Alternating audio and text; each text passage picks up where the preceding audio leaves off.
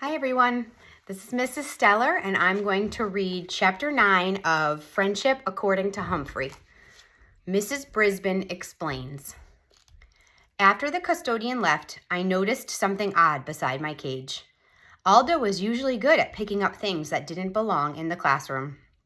However, this night he had left something behind, his city college application. I opened the good old lock that doesn't lock and slipped out of my cage. "Don't worry, Augie, old boy. I won't bother you if you won't bother me," I assured him. Maybe I was reassuring myself he wouldn't leap at me again. The application was a big piece of paper that folded up. Half of it was stuck under my cage, and it was hard to read what Aldo had written. "If you are a small hamster, human handwriting looks huge, huge, huge." The only light I had to read by was the street lamp outside the window. I squinted my eyes and I could read, "Area of Study." On the line next to it, Aldo had written, "Teaching," and scratched it out. On the line marked "Recommendation," he hadn't written anything. I was tempted to get out my little pencil and write a nice recommendation myself, but a big college probably wouldn't care about the opinion of a small hamster, even a classroom hamster who could read and write. No, Aldo needed help from someone a lot bigger and more important than me. I knew who that person was. I just hoped she would help. I pulled the application out farther and neatly left it right between my cage and Og's. "No splashing over here, Og," I warned my neighbor. "We want to keep this application in good shape." He didn't splash all night long. Who knows? Maybe Og understood me after all, even without ears. I could hardly wait for Mrs. Brisbane to arrive the following morning. When she finally showed up, it took her a long time to take off her coat and gloves and arrange her desk. At last, she strolled, slowly, over to my cage. "Morning, Humphrey," she said with a smile. "You're lucky you don't have to go out in this freezing cold weather. You can stay right here in your cozy cage." Stay in my cage? If she only knew. She turned to Og. "Morning, Og. As you've heard in class, amphibians are cold-blooded, which means we've got to keep you warm." She smiled at Og and turned away. "Wait, stop," I shouted, jumping up and down. "Look at the paper." She turned back and laughed. "What's the matter, Humphrey? Are you jealous of Og?" She leaned closer. "You know you're my favorite hamster, and you mustn't get jealousy that old green-eyed monster get the best of you." Eek, a monster? I was about to dive into my sleeping house for protection, but then I remembered that jealousy is when you envy someone else. Jealousy wasn't a real monster, just a giant bad feeling. Was that why I felt bad when everybody else paid attention to Og? I wasn't sure. After all, my eyes are brown, not green. I was trying to sort it all out when Mrs. Brisbane turned to walk away. I'd forgotten something really, really, really important. "The application," I shouted. I knew all she'd hear was squeaking, but I had to try. Mrs. Brisbane came back to the cage. "For goodness sake, calm down, Humphrey." I didn't calm down. I started squeaking and jumping and squeaking because I couldn't think of anything else to do, except open the cage door and hand her the application. I couldn't do that because then she'd find out about the lock that doesn't lock. "What's this?" Mrs. Brisbane picked up the application. Whew, and started to read. "Aldo must have left this here by mistake. I'll put it in his mailbox." She folded it up without finishing it. "Tell her, Og, help me. Help Aldo." I was shrieking more than squeaking now, and to my amazement, Og let out a rather large boing, which I really appreciated. "What's the matter with you two? It's an application. It's private." Boing, boing, squeak, squeak, squeak. Working together, we kept up the noise making, and Mrs. Brisbane looked confused. She opened the application and started reading. Thank goodness, because I was getting quite hoarse. Well, Aldo is applying to go back to college. That's a good idea, and he wants to study. She stopped and stared a bit longer. He wrote in teaching. but he crossed it out again. I wonder why. Ask him, I shouted with the last bit of my voice. I'd better give Aldo a call, said Mrs. Brisbane. Hi, Mrs. Brisbane, a loud voice yelled. It was lower your voice, AJ. Mrs. Brisbane greeted him and folded up the application. She took it to her desk and didn't look at it again all day. There was nothing to do now but keep my paws firmly crossed, which I did. Sometime in the afternoon, I must have dozed off, but I was awakened by a now familiar noise. Chirrup! That was the sound of a cricket. This time, it was coming from the middle of the room. Mrs. Brisbane? A voice called out. Chirrup! Our teacher turned away from the board where she was writing out a math problem. Yes, Kirk? I think a cricket got loose. Kirk pointed to the floor near his table. Well, pick it up, please, Mrs. Brisbane said. Chirrup, chirrup. Kirk bent down and cupped his hands, touching the floor. I've got it. Good, now please put it back where it belongs. Kirk lifted his hands and sat upright in his chair. I don't know, Mrs. Brisbane. I think it might get away. Everyone was watching as Kirk stood up and started walking toward the cabinet where the crickets were kept. As he passed by Heidi, he suddenly opened his hands up, right over her head. Oops, dropped it. Sorry, Heidi. Heidi leaped up and started jumping around the room, shaking her head and running her hands through her hair. Help! Get it off me! Get it off! She shouted. Everyone was laughing, everyone except Mrs. Brisbane.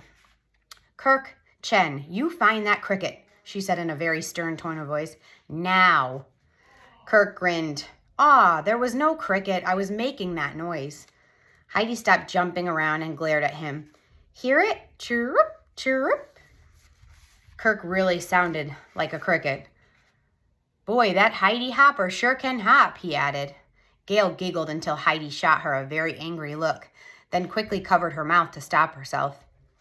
Mrs. Brisbane slowly walked toward Kirk. You, my friend, are in big trouble. Big trouble, she said. You will stay in during recess and we'll have a little talk. As Kirk returned to his seat, the room was very quiet, except for a loud chirrup. Without even turning to look at him, Mrs. Brisbane said, I heard that, Kirk, Chen. I wouldn't have wanted to be Kirk when it was time for recess. Once the other students had cleared out, Mrs. Brisbane marched over to him. Boy, was he in trouble. So I was surprised at the first thing she said. I have a confession to make. I think you're a funny guy, Kirk. You make me laugh a lot. Someday you might even star in a funny movie. And I promise you, I'll be the first one in line to buy a ticket. Kirk looked confused, as I felt. But, here came the clincher. There's a time to be funny and a way to be funny that's appropriate. And there's a time to be funny and a way to be funny that is not. It is time for you to learn the difference. I waited for a chirrup, or at least an argument, but Kirk remained silent. Why did you pretend to drop a cricket on Heidi's head? Mrs. Brisbane asked. Kirk shrugged his shoulders. Because it was funny? Do you think Heidi thought it was funny? Kirk shook his head. I think you did it to get attention. And if that's the case, it worked. I'm not sure, but I think Mrs. Brisbane smiled. Now, why do you like to get attention? Kirk shrugged again. So people will like you? The teacher asked. Maybe. Then I have good news for you. You don't have to play pranks anymore. People already like you. You're one of the most popular students I have. I'm not sure, but I think Kirk smiled a little too. So the next time you think of doing something funny, I want you to think about two things. First, is it really funny or is it hurtful to someone? Second, are you just doing it to get attention? Can you work on that? Yes, ma'am, said Kirk. Because if you continue to act like you acted today, I'm afraid you're going to be doing a solo comedy act in Principal Morales' office. And he might not think you're funny at all. I think Mr. Morales has a good sense of humor, but I also think that Mrs. Brisbane is good at figuring out what's going on in people's heads. I bet she studied psychology in college. Kirk was quiet for the rest of the day. So were Og and the crickets. After my classmates went home, Mrs. Brisbane hung around longer than usual. I soon learned why. Aldo came to room 26 to see her. "Mrs. Brisbane, thanks for your call," he said. "And I thank you for coming in early to talk," she said. They looked funny sitting in those little student chairs. "I hope you'll forgive me for reading this application you left behind. It was none of my business," she explained. "Maybe not, but I made sure it was her business with a little help from Og. When I saw that you had written in teaching and then crossed it out, I thought perhaps you'd like to talk." "Yes, I would," said Aldo. He was strangely quiet, and I guessed he was nervous because he kept tugging at his collar. "I was thinking I'd like to be a teacher, but I'm kind of afraid." Mrs. Brisbane listened while Aldo explained his fears about not being smart enough or interesting enough to be a good teacher. "Everybody feels that way," she said with a warm smile. "What makes you think you'd like to teach?" Was I surprised to hear Aldo talk about how much he liked books, science, history, math, learning, how much he liked children. He didn't mention hamsters, but I knew how he felt about me. When he was finished, Mrs. Brisbane laughed out loud. "You'd better become a teacher or I'll be angry with you. You sound like a born teacher." "How can I know for sure?" Aldo asked. "Would you like to try it out?" Mrs. Brisbane asked. "Try out teaching?" "Yes, we'll pick a day for you to come in and teach a subject to the class. You can pick any subject. See how it feels to be in front of a classroom. See how the students react to you." Aldo rose and began to pace. "That's a wonderful offer. I don't know. Sounds good." "Maybe. Please think about it. Talk it over with your wife and let me know," Mrs. Brisbane suggested. "But you'll have to do it soon. This application is due in a week." I will, said Aldo. "If I could be half the teacher you are, I'd be happy." Mrs. Brisbane laughed. "Thank you, Aldo, but even after all these years, I still have my bad days." Aldo shook her hand about 10 times before leaving. Mrs. Brisbane gathered together her things, and when she was ready to leave for the day, she turned to Og and me. "Hope you're satisfied, guys," she said. "I don't know about Og, but believe me, I was happy, happy, happy." I wasn't surprised that Mrs. Brisbane helped Aldo. It happened just the way I planned it. But the next day, I had a big surprise I could have never planned. My classmates were all hurrying out of room 26, heading for the lunchroom. Usually, Sit Still Seth would have raced out of the room, but on this day, he hung behind the others. "Coming?" Kirk asked impatiently. "Meet you there," said Seth. Seth was the only student left in the room, except for Tabitha, who was trying to stuff Smiley into her pocket as Seth approached. I couldn't imagine what he was doing. Tabitha had given the girls the cold shoulder when they tried to be friends, and Seth is a boy. Everybody knows boys and girls can't be friends. At least, that's what I heard Art and Richie say. "How'd you know all that sports stuff the other day?" he asked her. Tabitha shrugged her shoulders. "I don't know, I just like sports, and I remember things I hear about sports." "Me too," answered Seth. "What sports do you like?" Tabitha thought about it. "Basketball and baseball, football, tennis." "Me too," Seth agreed. Mrs. Brisbane was in the doorway. "Are you two coming?" "Right away," said Seth, but he turned back to Tabitha. "Listen, I've got to ask, why do you keep that dumb bear with you? Aren't you too old for that?" he asked. Tabitha shrugged again. "When I was little, back in 1st grade, I had a truck I used to bring to school with me. I couldn't stand to be without it," Seth told her. "Do you still have it?" asked Tabitha. "It's in my closet. Sometimes I take it out, but I don't bring it to school anymore." Mrs. Brisbane waited at the door. Now she didn't seem to be in such a hurry to get to lunch. "My mom gave me Smiley," Tabitha explained. "My real mom. I haven't seen her for 4 years. "Oh," said Seth, "I get it." "You two are going to miss lunch," Mrs. Brisbane reminded them. Okay, Seth rushed out the door, but Tabitha stayed in her seat. Mrs. Brisbane came toward her. "Tabitha, I know you've been moved around a lot. Your foster mother told me that you've been with 5 families in 4 years. But she also told me that she wants you to stay with her forever," the teacher told her. Tabitha stroked Smiley's fur. "They all say that. It just never works out."